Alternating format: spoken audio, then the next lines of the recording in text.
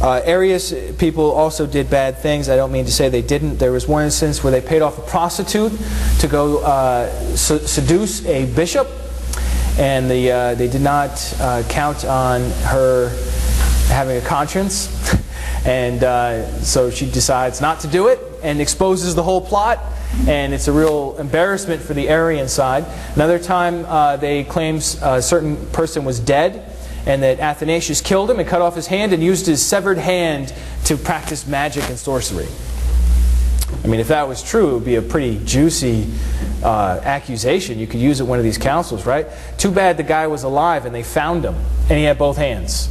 You know, so both sides use some really questionable tactics. Where did they get the other severed hand? I don't know. That's somebody else will have to figure that out. And then we have council mania.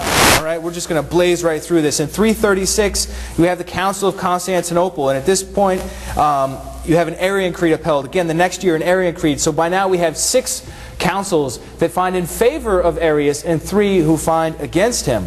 In 337, there's a council in Antioch where Athanasius has returned from exile, and they're trying to get the new emperor, Constantine II, to exile him as well. And there's a new list of atrocities against Athanasius, an instigation of several murders, and so on. In 338, Athanasius calls a council to find in favor of the Trinity. And in 338, the Eastern Church holds a council in Antioch with the verdict against Athanasius. In 339, imperial troops go to arrest Athanasius, and he starts his rioting in the streets, so they can't get him. And then he flees. In 340, Constantine II is killed by his brother, and Constantius takes over. Constans is Athanasian, Constantius is Arian. So we have all these different sons of Constantine. And as you saw before, it's not just that the Trinity was the big winner and everybody believed in it. No, the empire was really divided over this issue, even to the top of the food chain there with the emperors. 342, the council condemns Athanasius at Trier. 343 at Serdica is a hung council, and then again in the same year, and then in 351 again. In 353, Constantius becomes the sole emperor. In 353, Aries finds in favor of Arius, and then again at Bezius in favor of Arius, and then 355 the Milan Council, and 357 at Sirmium, and you can see it just goes one after the other. 358 at Sirmium, 359 at Sirmium, 359 at Rumini Seleucia, 360 the Council of Constantinople in favor of Arius in Constantinople, 379 Theodosius I comes to power, and everything changes. He's militant against Arianism. He's the first one to write laws, putting the government's full weight behind one brand of Christianity against all others. Skip down to the Council of Constantinople in 381. 381 Council of Constantinople finds in favor of Athanasius. This is the big one. It's sort of like we have a pendulum swinging back and forth, and here's where it stops. In 381, at the Council of Constantinople, with the Emperor Theodosius I in charge, we get this creed that was on the front page of your paper, set to such beautiful music. After such a long period of politicking and, evil conspiring and other sorts of ungodly tactics, finally somebody wins the day, convinces the emperor to make laws outlawing Arianism. And I quoted his laws here for your entertainment or horror. It says there, "It is our will that all peoples who are ruled by the administration of our clemency shall practice that religion. We shall believe in the single deity of the Father, the Son, and the Holy Spirit under the concept of equal majesty of the Holy Trinity." Next page. "We command that those persons who follow this rule shall embrace the name of Catholic Christians. The rest, however, whom we adjudge demented and insane," that's you, "that sustain the infamy of the heretical dogmas, their meeting places shall not receive the name of churches. They shall be smitten first by the divine vengeance, and second by the retribution of our own initiative, which we shall assume in accordance with the divine judgment." That was made law in 380.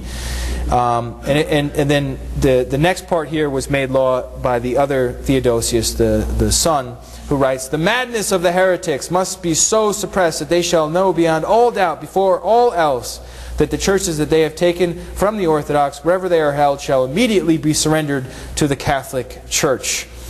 Going down to the next paragraph. Furthermore, not all should be punished with the same severity. The Arians, indeed the Macedonians, the Apollinarians, whose crime it is to be deceived by harmful meditation and to believe lies about the fountain of truth, shall not be permitted to have a church within any municipality. Arians continue to exist outside the empire.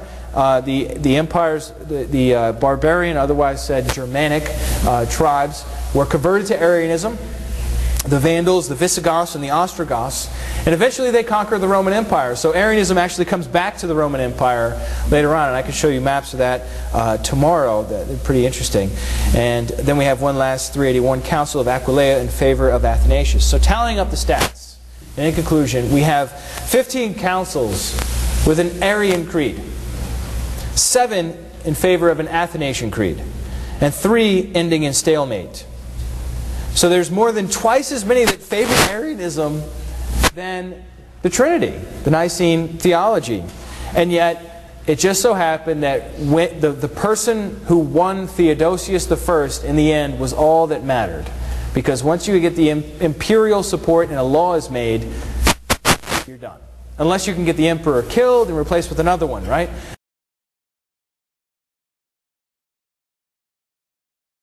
This book is very good. It's called Christianity in Late Antiquity. It's a reader, and it's just primary documents. It's all primary documents from the years 300 to 450. So, in an English translation. Okay, but these documents were found where? Oh, the manuscript history of the documents? Oh, I don't know. Every document has its own history. And so, some of the Arian, the pro-Arian stuff that we have access to now has recently been discovered. You know what I mean? And so it wasn't available before, and people didn't have an accurate assessment of Athanasius. If you look at what some people say about Athanasius, first of all, he's a saint. Second of all, he's considered, to be, one of these real pillars of the church that saved the church. Nobody thinks of him as a thug, which is really something. But those two really helped me a lot. Then the other book, maybe you could hold it up. It's the little one there. No, on the ground. It's When Jesus Became God by Richard Rubinstein, which is a good read. He doesn't use primary sources as much. Maybe I left it in the backpack. I don't know.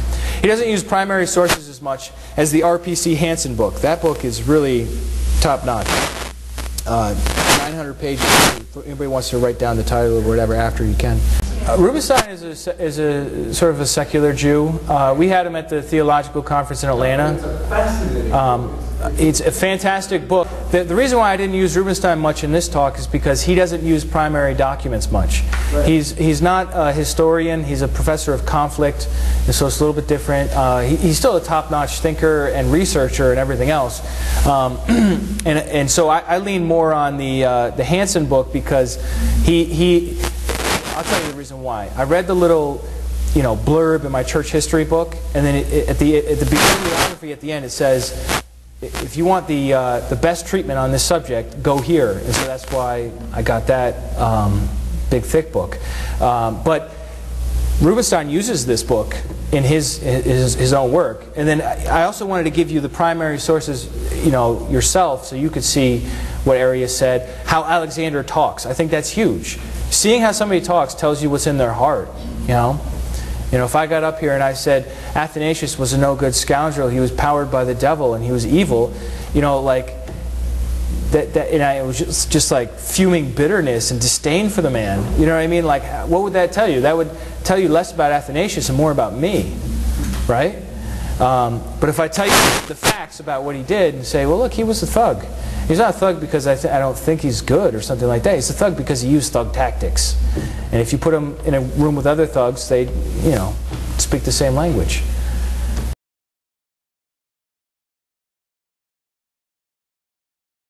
He was baptized by Eusebius of Nicomedia on his deathbed.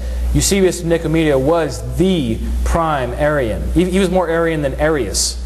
And so, because Arius didn't come up with the idea, a lot of people already believed the Son was secondary. So yeah, Constantine I, or Constantine the Great, did finish out his days as at least baptized by an Arian, favoring the Arian side. They're always flipping back and forth, you know.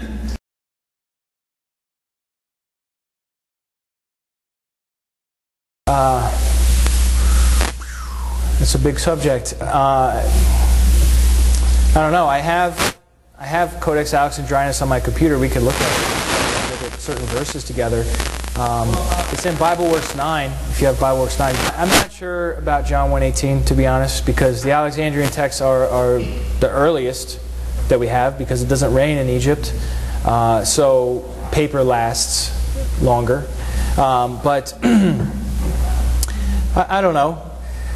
It's not, I mean, given, and once I share a little tomorrow about Cyril of Alexandria, and his predecessor was a guy named Theophilus, who both engaged in just massively evil deeds. And then their follower used mob tactics again and got his whole country kicked out of the church.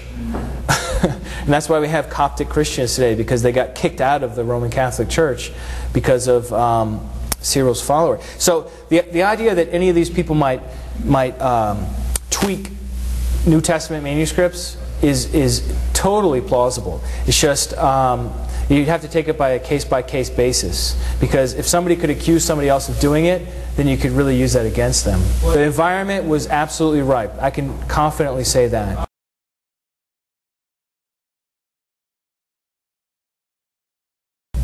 It varied. It varied. Many times it was money. It was financial. The Theodotian Code was written by Theodosius II, so it's later. But we can trace bits back to the first Theodosius that I was talking about, and so it's kind of complicated to unravel it all. And some of it goes back to Constantine, actually, and a lot of it is financial. You know, like if you want to be a pagan worshiper in the time of Theodosius II, you could still do it, but you had to pay like a bag of gold. You know, and I forget how much it was. They specify exactly what the tax is to be a pagan and offer sacrifices to the old gods. But you could do it. You just had to pay big money. And the government, you know, government always likes taxes. I don't think they were that strong on it yet. Yeah. The killing thing, you know, really took more shape in the Middle Ages.